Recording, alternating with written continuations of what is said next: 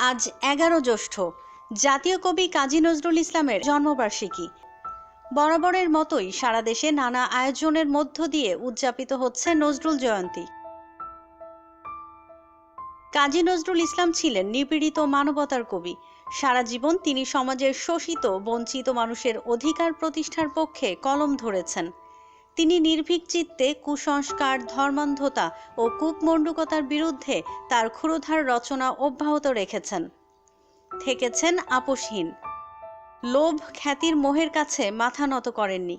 কারা নির্যাতনেও বিচ্যুত হননি লালিত আদর্শ থেকে। অন্যদিকে তিনি মানুষের হৃদয়ের কোমল অনুভূতির প্রতিও সমান আবেগে সাড়া দিয়েছেন। অজস্র গানে তিনি সমৃদ্ধ করেছেন বাংলার সঙ্গীত ভুবন। প্রবর্তন করেছিলেন বাংলা গজল।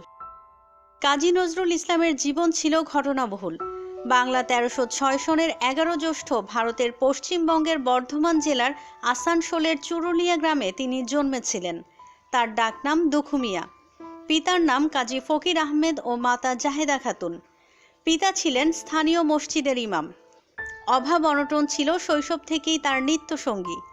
শৈশব থেকেই লেটো দলের বাদক, রুটির দোকানের শ্রমিক, এভাবেই পেরিয়েছে তার শৈশব কৈশোর। পরে কাজ করেছেন সৈনিক হিসেবে, সাংবাদিকতা করেছেন, কাজ করেছেন HMV ও কলকাতা বেতারে।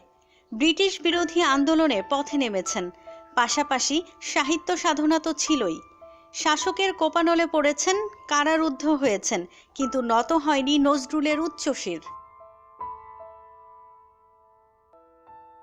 রাজধানীতে সকালে কবির অগণিত অনুরাগী ঢাকা বিশ্ববিদ্যালয়ের কেন্দ্রীয় মসজিদের পাশে তার অন্তিম শয্যায় পুষ্পস্তবক অর্পণ করে গভীর শ্রদ্ধা নিবেদন করেন।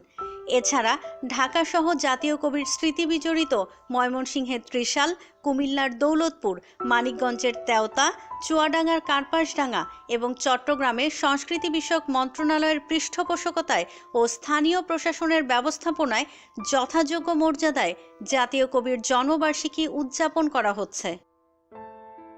সংগৃহীত তথ্য ও স্থির চিত্র নিয়ে রিপোর্ট risingBD.com।